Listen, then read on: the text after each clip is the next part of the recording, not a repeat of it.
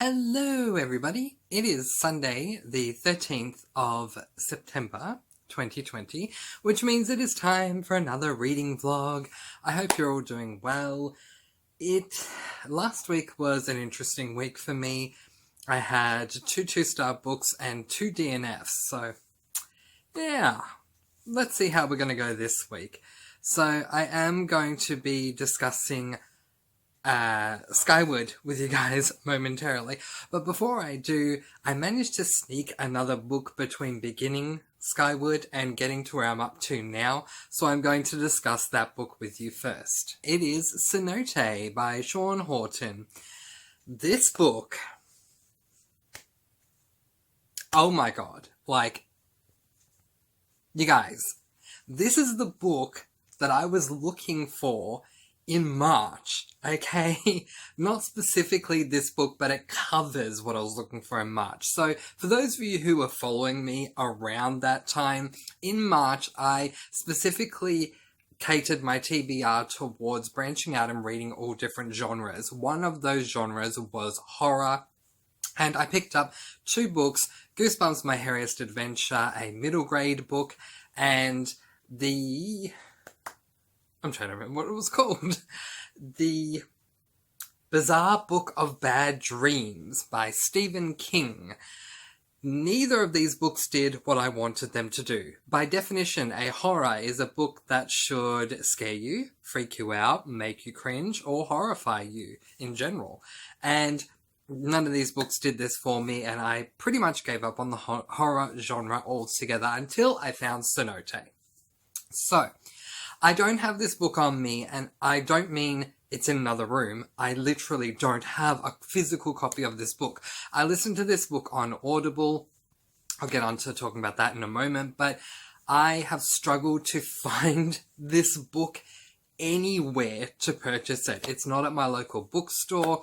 I couldn't find it on Amazon. I even tried looking on eBay. I can't find this book anywhere. So if anyone knows how I can purchase Cenote, let me know. But anyway, this book technically is more of what they call a novelette, in that it is less than 100 pages long. But man, it packs a punch.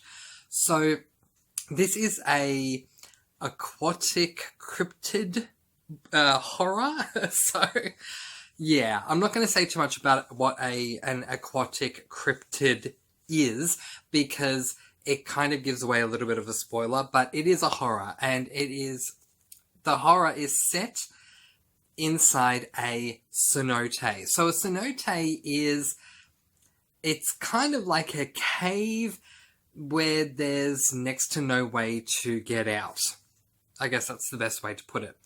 The only thing I will say is that we're following a man and a woman who are in a relationship at the start of this book, and they're frolicking around doing some unmentionable things at the beginning, but fortunately, if you push through after 2 or 3 pages, that's over.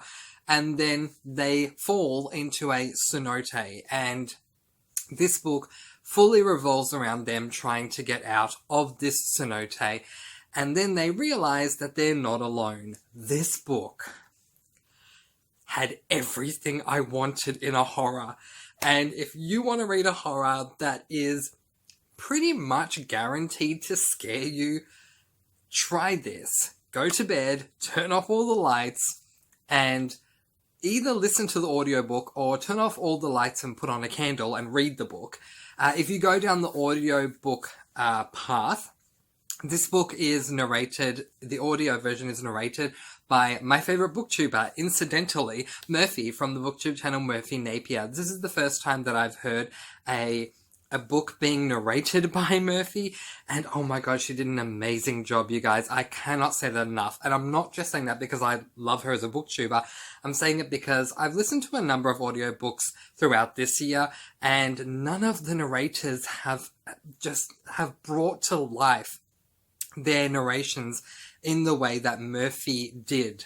I truly felt that she captured the heart, the soul, the emotions, everything that was required to pull this book off in a way that Oh my god. Okay. I had to put the light on after I finished listening to this one. And I was freaking out about the nightmares that I was going to have, which fortunately I didn't have nightmares, but I was convinced I was going to by the time the book was done. It may be short, but it packs a punch. I highly, highly recommend that book. And I'm hoping to do a review on it really, really soon. Let's now move on to Calamity, which is a book that I started last week and I'm continuing on with this week. I am currently there, which is page 293. My goal is to finish this book tomorrow. So I spoke a bit about this last week, but since this is a new week, I'll re-say it again. Calamity is the third book in the Reckoners series by Brandon Sanderson, and I love this series as a whole. Book 1, Steelheart, is the first YA, young adult, book that I read by Brandon Sanderson, and it was not what I expected it to be. I'd just come off reading a couple of the books in the Mistborn series, so I was used to Brandon Sanderson being a fantasy writer, and yet the Reckoner series is not a fantasy series. In fact, Steelheart, it was very evident to see very early on that not only was it not a fantasy series, but it was a sci-fi superhero series, which is something that I just wasn't into at all at the time, and aside from the Reckoner series, I'm really not. So I'm not someone who loves DC or Marvel or anything like that. It's just not my cup of tea. No problems with anyone who does like that. That's great. But for me, it's just not something that I enjoy. So I was a little bit surprised to see that Brandon Sanderson was doing a superhero story, but it turned out to be so amazing I gave it 5 stars. Then I moved on to the second book in the series, Firefight, which I gave 4 stars because it was lacking something that I really was looking forward to seeing in the second book. Funny how authors do that. Like, I'll finish a book in a series, be it number 1 or 2 or 3 or whatever number it is, and I just expect to see something in the next book. I shouldn't have expectations. I'm not the author of the book, so I should just go in waiting to see what I'm going to get, but I have these expectations. And I had set expectations of book 2. With these expectations not really coming to light, I was a little bit disappointed. The book was still good, but I was disappointed that I didn't get what I wanted to get, and so I ended up giving that book 4 stars. Calamity, book 3, which I think is the final book in the series, I'll have to confirm that, but I'm pretty sure this is the last book in that series, is giving me what book 2 wasn't giving me. And I'm so happy. I won't say what it is. In fact, I can't say much about this book at all without giving away spoilers because, let's face it, it's book 3 in a series and anything I tell you is going to spoil what came beforehand. So I really can't tell you much at all. But what I wanted in book 2, I didn't get, but I got it in book 3. And I'm so happy. This book has been amazing. It's really action-packed. So the 2 things that I can tell you that I do appreciate is it's really action-packed. And I also really appreciate the camaraderie of, let's say if we're talking Team Good versus Team Evil, let's just say, because I mean, it's superheroes, so there's always a good side and an evil side. The camaraderie of Team Good, I love them. They're called the Reckoners. And it's just the friendships that they have is just, their camaraderie. It's just amazing. So the camaraderie and the action-packedness of the book, plus this book giving me what I wanted in book 2 and didn't get, this book is, I'm pretty sure it's going to be a 5-star book. We'll see if Brandon Sanderson ruins it for me tomorrow. Maybe not. But at the moment, it's going to be another Brandon Sanderson 5-star book. So my plan is to finish this book off tomorrow, and then when I do, I'm going to be picking up Igniting the Phoenix by Alethea Staron. Speaking earlier of books that are narrated by Murphy Napier, so is this one.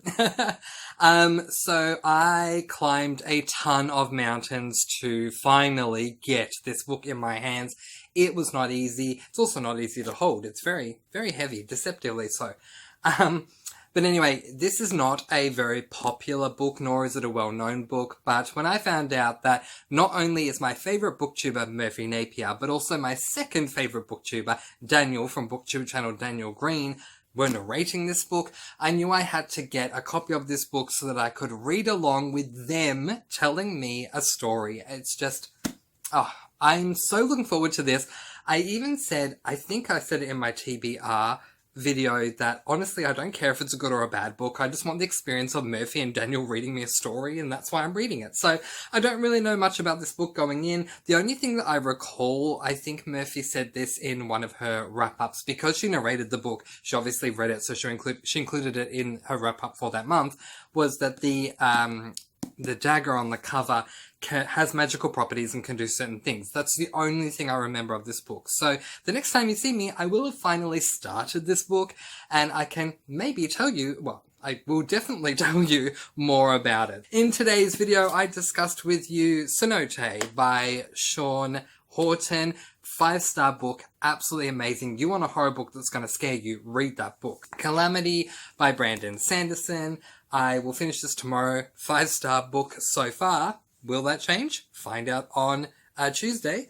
And then I will move on to Igniting the Phoenix on Tuesday and talk to you about that then. Thank you so very much for watching, and I'll see you on Tuesday. Okay, so it is Tuesday, which means it is time for another check-in for my weekly vlog.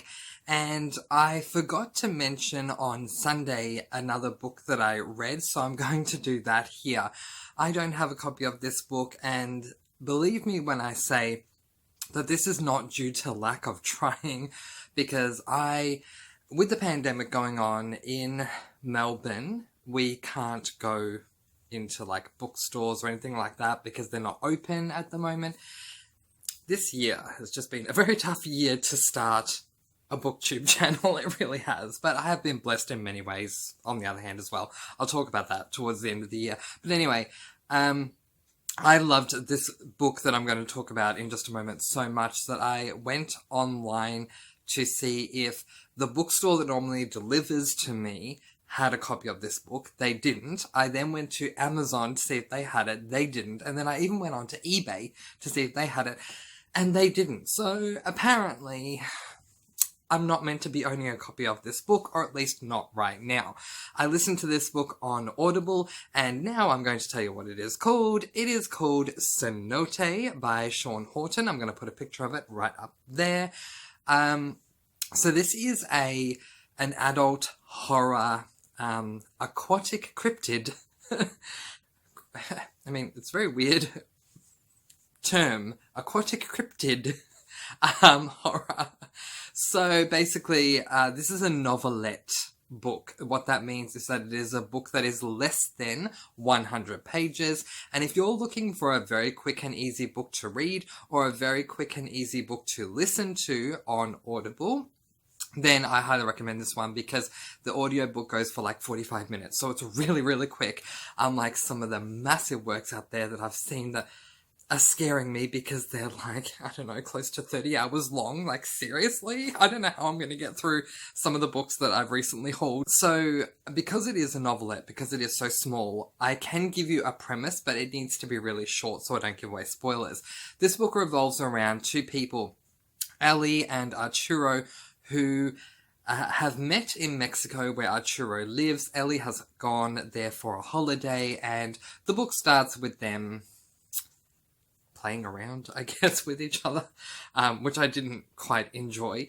But before long, they both fall into a cenote. Now, a cenote is kind of like a cave with water at the bottom, but it's almost impossible to escape a cenote, and that is what our characters find, is that it's going to be very hard to get out of this cenote. This is a very dark horror. This is the horror book that I have been looking for, you guys. In March, do you guys remember when I picked up the middle grade Goosebumps My Harriest Adventure and the adult Stephen King's The Bizarre Book of Bad Dreams, which was recommended by a subscriber, by the way, so thank you to that subscriber, and how neither of those books scared me at all. I guess I can't really expect Goosebumps to scare me because it's a middle grade book, but The Bizarre Book of Bad Dreams did not scare me, and actually the book I read in March was Pet Sematary by Stephen King, and that book wasn't scary at all. I wanted a book that was going to scare me out of my freaking mind. Sonote did that. So I was listening to the audiobook of this a couple of nights ago when I couldn't sleep, and saying that really brings me back to in summer when do you guys remember me talking very early on at the beginning of my channel about how I read The Kiss of Deception by Mary E. Pearson? I swear, I gave that book so many chances. I DNF'd it and kept going and DNF'd it, kept going back. All the memories are coming back. But anyway, so I couldn't sleep in spring and decided to listen to this book. It's narrated by Murphy from the BookTube channel Murphy Napier, who does a stellar job, and I'm not the only one who thinks so. It is a very objective, legitimate view that I have, because if you go onto Goodreads and look at reviews for Sonote, pretty much 3/4 of the people who review the book are spending a certain amount of time really applauding what Murphy brought to the book in the audio version. So go check those reviews out to know that it's not just a bias thing.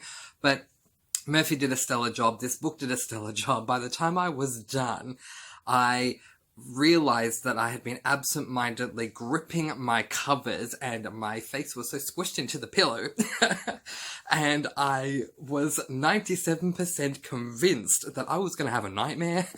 So if you're looking for a horror book that's going to scare you, particularly considering Halloween's coming up in October, pick up Sonote, and if you can't find it anywhere, go to Audible and read it. It's a 45-minute book. We need to talk about physical books. So let's quickly talk about Calamity. I don't have it here on me in the room, so we'll put another picture up there. So Calamity by Brandon Sanderson. I finished off this book yesterday and it was a good book. This is the final book in the Reckoners series and it ended really well. Brandon Sanderson to me is, I don't want to oversell Brandon Sanderson, but to me, he is a god. This guy, anything that I pick up from him is a solid read. The lowest rated book that I've given any Brandon Sanderson book is 3 stars, and that was The Alloy of Law, the first book in the second era of Mistborn.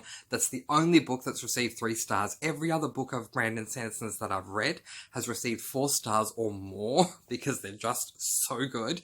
And Calamity was no exception. So because it is the 3rd book in the series, obviously I can't say a lot about it, but what I will say is that this will do. 1, Calamity gave me what Firefight Book 2 didn't give me that I really wanted, so I really appreciated that.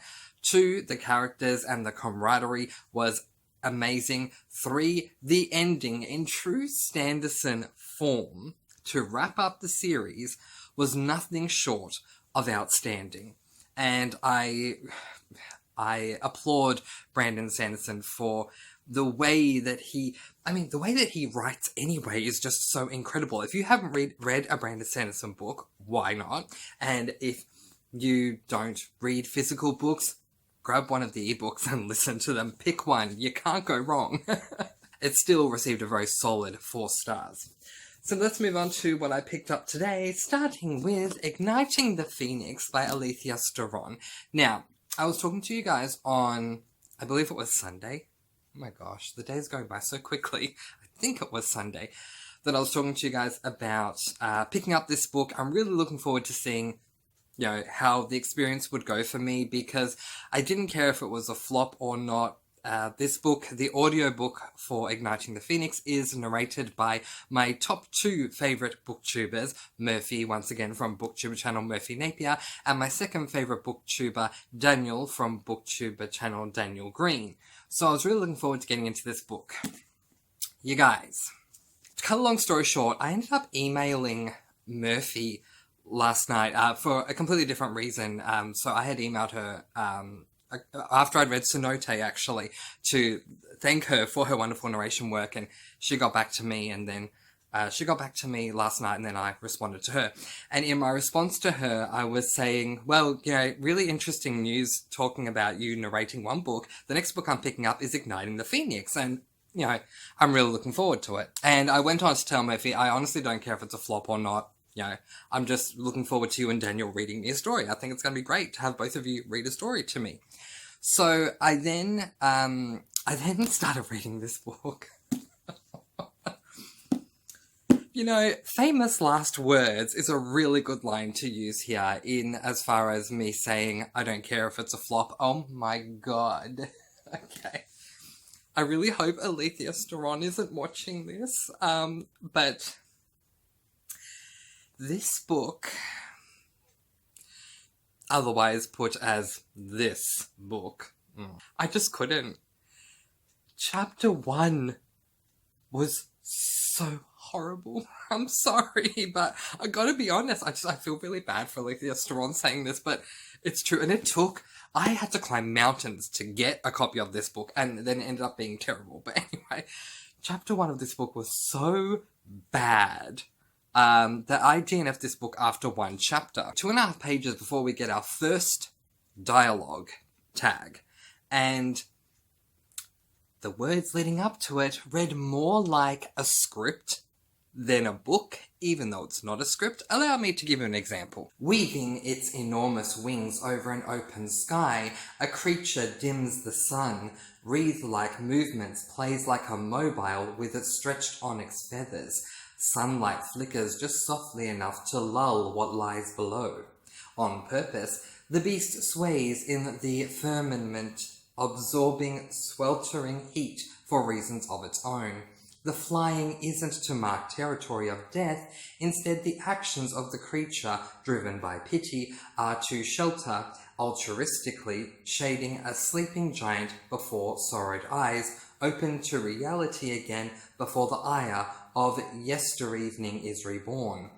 Drowning in a sea of fermented sugars and tear-stained cheeks, remnants from a long night of an already unforetold amount etched in his past, Lucius lies undisturbed by intermittent noon beams.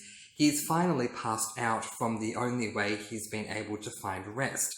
He had curled himself into a well-oiled crack where he can beat the system and forget. And this goes on for another 2 pages. It doesn't read like a book. It reads like a draft of the plan of what the book is to become.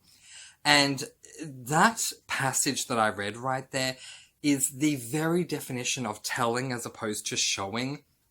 Alethea Steron is literally telling us what's going on. There's no plot. I ended up getting through the first chapter, which was narrated by Daniel Green, and I had to DNF. So, I'm sad to say, this is the fourth book I've DNF'd this month. I have never, since starting my channel, DNF'd 4 books in a month. It's been a disappointing month as far as, clearly, my DNF stats are concerned. I received a response to the email that I had sent Murphy, and she was very quick to respond. I think the turnaround was less than 24 hours, which surprised me. I thought it would be a lot longer. Usually she takes about 3 days because she's got a lot of emails, but yeah, so as I said earlier before I read that passage, I had spoken to Murphy and told her that I was really excited. I'm going to read another one of her, another one of the books that she narrates. I asked her in my email, I said, I know that you spoke about this book in either a haul or a TBR or something, some kind of video, but I couldn't find it, that you've reviewed it, or I couldn't find it in a monthly wrap, and I was just wondering, did I miss something? Because Murphy is very stringent with all of the books, like I am. Every book that both myself and Murphy read, we read all of those books, and every single one, whether we like it or not, appears in the monthly wrap. So Igniting the Phoenix was there on a TBR, but then it wasn't there in the monthly wrap, and that was just really odd. So Murphy wrote back to me, and she said, okay, look, here's the thing. Yes, Daniel and I, because her and Daniel are actually really good friends, Daniel and I, we narrated the book, and then, I don't want to say too much because, you know, it's an email, and I don't know how much Murphy wants me to say here, so I'll just say this. Daniel and I narrated the book, and we opted to not discuss it anymore on our channel because it was a book that we didn't like. I'll leave it at that because, yeah. I don't want to say too much about what she said because I think it is personal. I got this response after I DNF'd the book, and I was feeling so guilty that I had DNF'd a book by my 2 all-time favorite booktubers. Reading that, I was like, okay, you know what? I'm good. Earlier today, I did a book tag, the Book Vloggers Confessions tag, and one of the questions was, what book are you happy to throw into the sea? Here's one of them. Whew, let's just throw this in the sea. I climbed 1,000,000 mountains to get this book, and it was just horrible, so I'm going to slam it on my couch. I then picked up another audiobook that has just come out. It's a new release that's only going to be an audiobook. You cannot get a physical copy of it, called The Originals by Brandon Sanderson and Mary Robinette Cowell. We'll put a picture of it there. So this only came out very recently. I think it was like a couple of weeks ago, and I really wanted to read it. You cannot get this as a book. I've just started it. It sounds pretty good, but I want to keep that book for when I'm in bed listening to it. So in the meantime, I had to pick up a book that wasn't on my TBR. And I'm really happy that I could pick this book up, because I originally planned to read this book in September. Then I pushed it over to October. And then because of a video that you guys have probably seen by now, and if not, you'll see it very soon, to do with updated goals that I have, this book was going to be pushed back even further. So I was able to grab it from the back of the line and push it all the way to the front. And I'm so happy that I did, because it brought a massive smile to my face. And no, it's not a Brandon Sanderson book. It is Home, a memoir of my early years by Julie Andrews. Let's just have a little moment, a little Mr. Francie moment, shall we? This woman has been an inspiration to me from, gosh, as young as I can remember. When I was really little, one of the first films I ever watched, because my mum had a copy of it, was The Sound of Music. And despite the fact that it's such a long film that it has an interval in the middle, I fell in love with Julie's character, Maria. And yeah, just really enjoyed it. Then I found out later on that she had also starred in another film called Mary Poppins that I enjoyed. And then in my later years, I ended up watching the Princess Diaries Film 1 and Film 2, where she plays a queen in those 2 films. And I've just grown to love Julie. I've seen many interviews that she's done. She's writing books currently with her daughter. She's done a lot of great things, and she's an amazing singer as well. This woman is a queen. Like, Disney did the right thing casting her as Queen Clarice in Princess Diaries, because she is a queen. She is the queen of so many things, but to me, she is the queen of elocution. This woman speaks better than anyone else I know. Have you ever heard Julie Andrews talk? I tell you, once you're done with this video, write it down, take a note. Once you're done with this video, go watch anything with Julie Andrews in it where she's been interviewed or she's just talking. Her enunciation, her diction, her elocution. Ever since watching her from a very young age, I've always wanted to speak the English language in the most proper way that I can, and Julie has been that inspiration for me. And I've always said, and I will always maintain, the day we lose this wonderful woman is going to be a very dark day for me. So, you know, my friend and I, we had a deal a couple of years ago. She had this dog that she had raised that she loved, and she said, look, when my dog passes away, don't call me. I'm going to tell everyone, don't call me. I need to be on my own. The day Julie Andrews passes away, no one contact me. I'm going to just be, you know, under the blankets and just crying, because Julie Andrews is like, she's the angel's gift to the world. And I just have so much love for her. Now, Julie narrates this book. I've read a lot of audiobooks this month, like seriously. Listen to a lot of audiobooks. Normally I just read the novel, but because Julie narrates it herself, I had to listen. The one problem I have with this book, because I love this book for so many reasons, but the one problem I had with listening to the audio is that because Julie speaks so perfectly like an a deity angel. She's so angelic with her voice. I found her narration to be almost like a lullaby, and I had to force myself to stay awake because it was just so beautifully lyrical to listen to her beautiful voice that I had to stop myself from falling asleep. But the story is really interesting. It starts off way back before she's even born. It starts off discussing the generations before her, and now we're at the part where Julie is finally performing in certain things. This is before she got into The Sound of Music or Mary Poppins or any of that stuff. But I'm loving this book, and I needed, after this disappointment, I needed a book to raise my spirits, and Queen Clarice, aka Julie Andrews, has definitely come through. These are two of the books that I discussed in this weekly vlog, but I will leave it there. I will finish off Julie Andrews' Home over the next 2 days and then talk to you about that then. And then after that I'll be reading What If It's Us by Becky Albertalli and Adam Silvera. But in the meantime, I'll leave that there, and I'll see you guys on Thursday. Thank you for sticking with me through this very long mini clip, and I'll see you again on Thursday. Bye guys. So it is Thursday, which means it is time for another reading vlog update,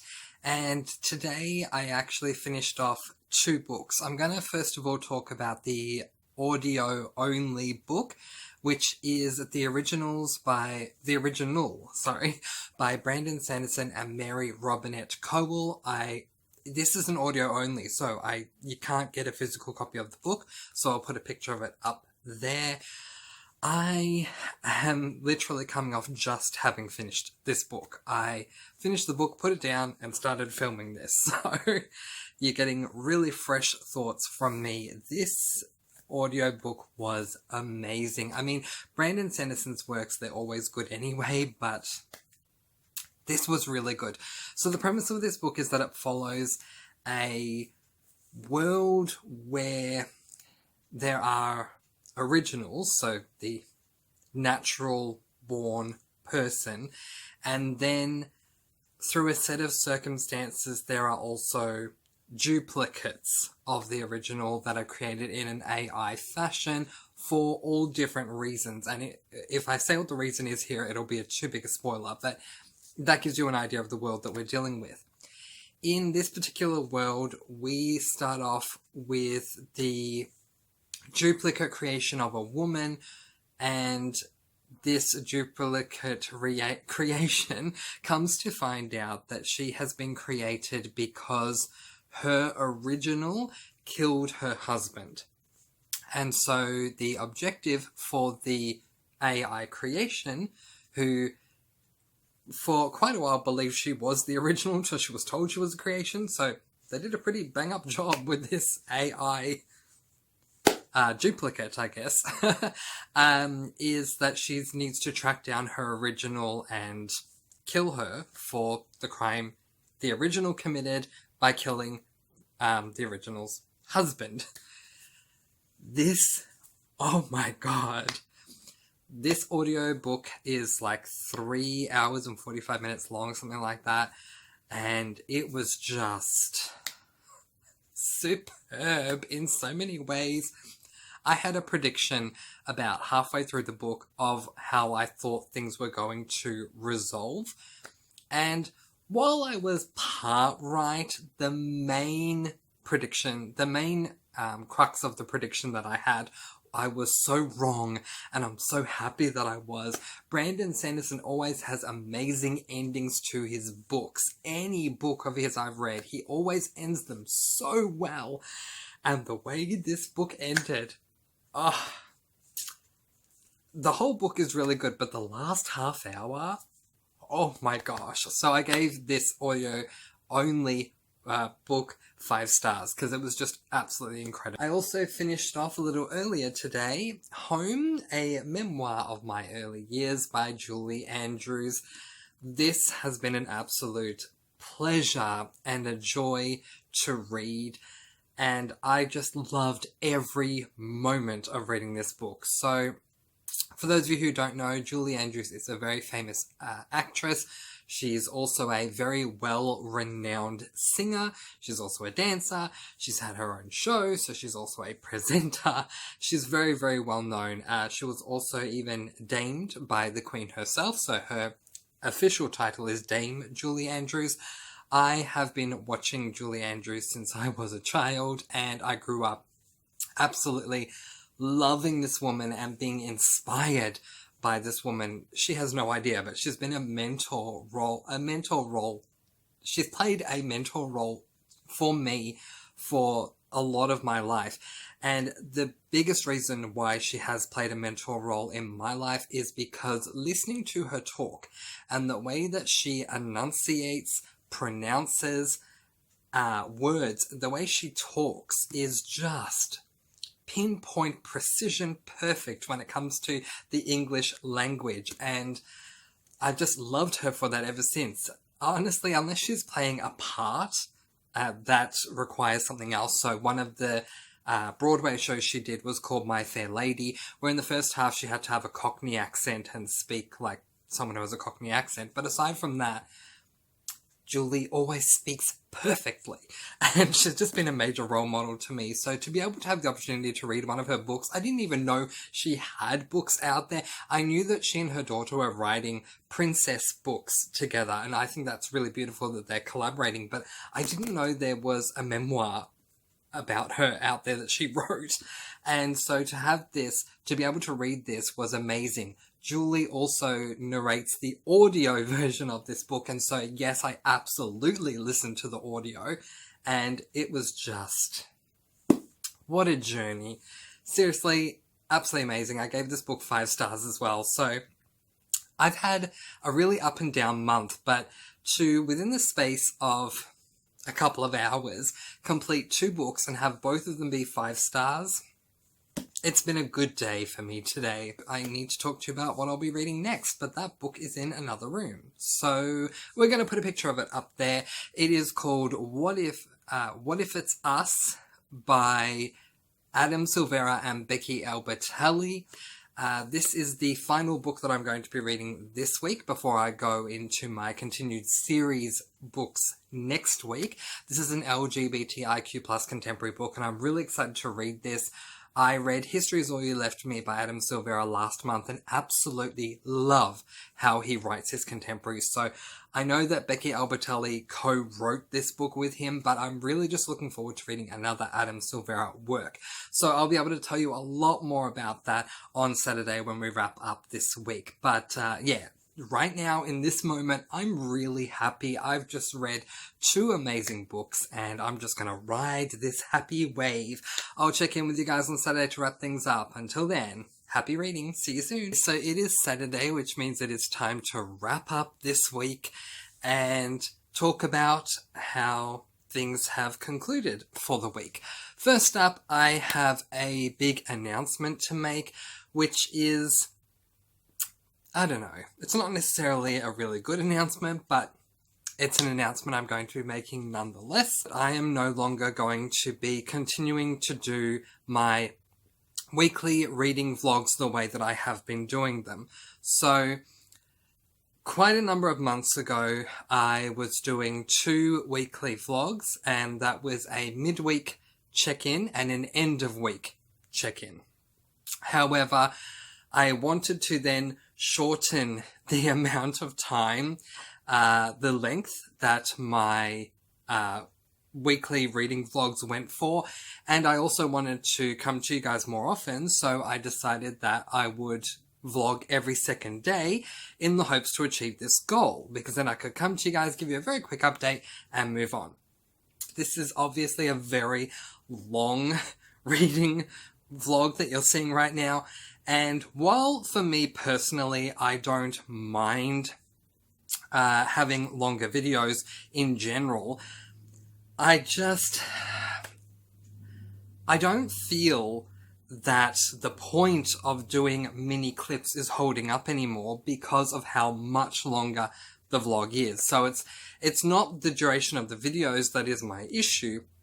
My issue with this is that I am needing to do these videos 4 days a week, and it's really not helping as much. So I don't know if I'm going to go back to just a weekly vlog, or if I'm going to go back to a midweek and an end of week vlog. And if I go with that, I don't know if I'll just do 2 check-ins for the week, but suffice it to say, 4 is just too many for my schedule right now. Things have gotten really busy lately with not only things that I'm doing for the channel, but also my reading schedule, and then also everything else that I'm doing on top of my channel, my reading, all that other stuff, and it's just too much. So I'm letting you guys know here that, yeah, this is not going to continue. It's not to say that my weekly reading vlogs won't continue, because they will.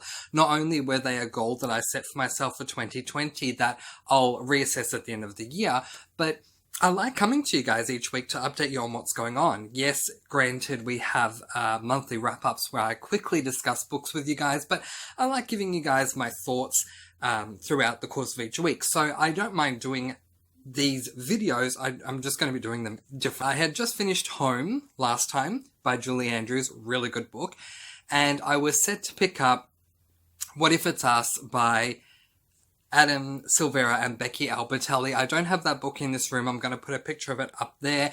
I'm going to talk to you guys very quickly about this book.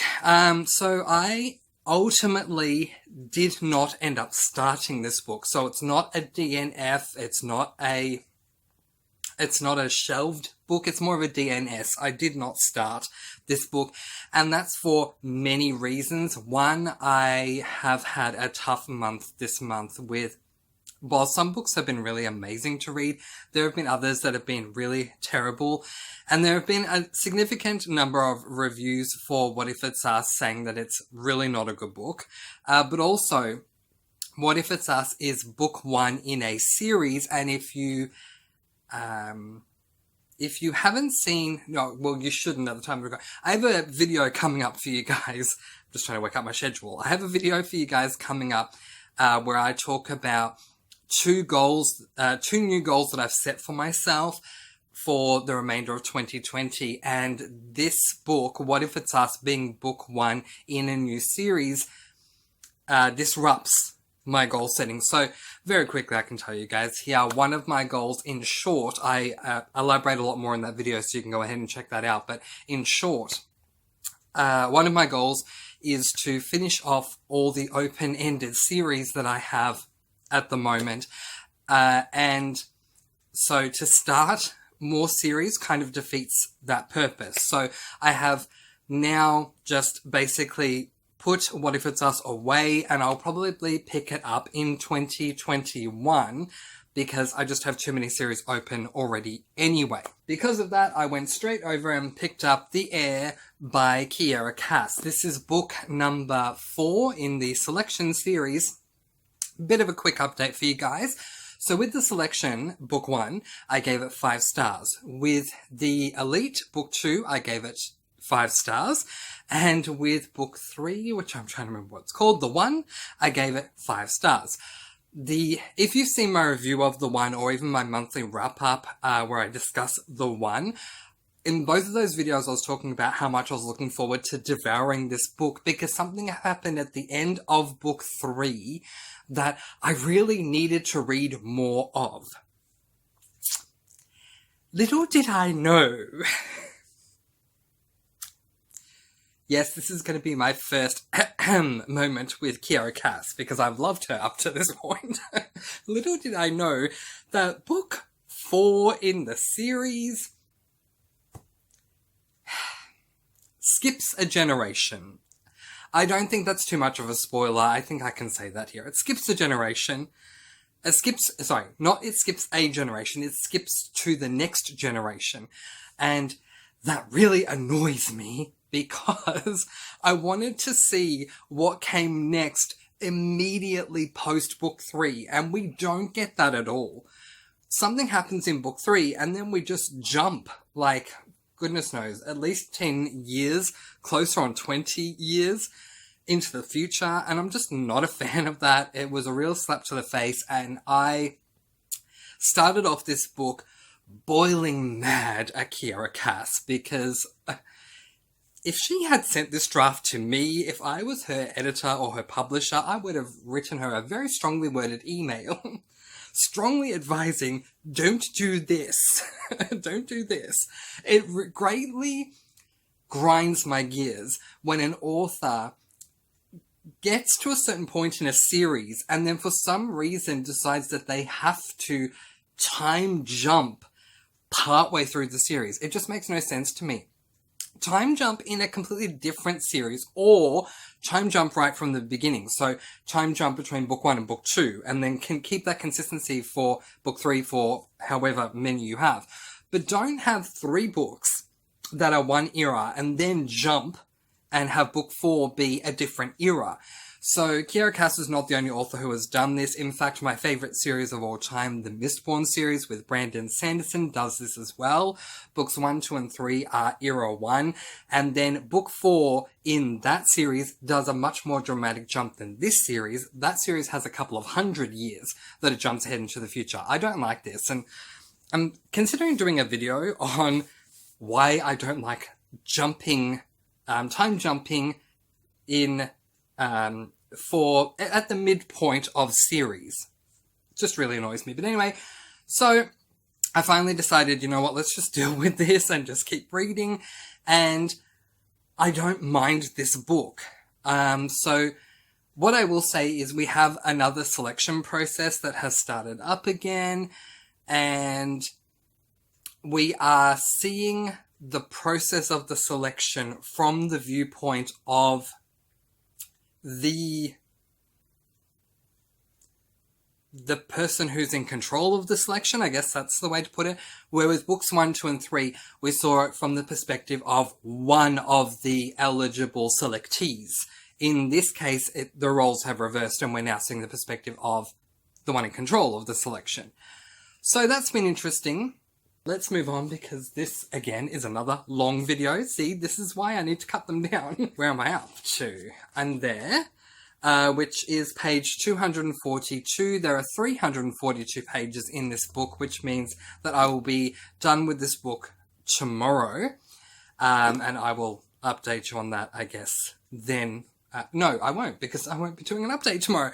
But next time I see you guys, I will be able to tell you what I thought of how this ended. I'll be picking up this book, which is book 2 in the Bloodline series by Rochelle Mead, which is the spin-off series from the Vampire Academy series, and it's called The Golden Lily. I had up and down mixed thoughts on the Vampire Academy series as a whole, but it ended strongly with books 5 and 6 both receiving 5 stars. So I started the Bloodline series. First book, being called Bloodlines, received 5 stars. So it started with a bang, and I'm looking forward to continuing on with this series as well. So, these are the 2 books we discussed today. Thank you so much for sitting through this entire weekly reading vlog, because I know it's been really long, but hopefully, whether I decide to do just take one day where I film all of my thoughts and just summarize the week in its entirety, or whether I take 2 days to summarize my thoughts, hopefully things will seem a lot more cohesive and won't go for as long, and it will put less pressure on me and be a much quicker viewing experience for you. So win-win. But in the meantime, that will do it for this week's reading vlog, letting you guys go peace, blessings, and so much love. I post videos every Tuesday, Thursday, Saturday, and Sunday, and I'll see you again soon. Mwah! Thank you for watching. If you enjoyed this video, please don't forget to like and subscribe. It really does help my channel, and if you'd like to leave a comment below, I would appreciate that as well. But in the meantime, thank you for watching, and happy reading. Bye guys, bye!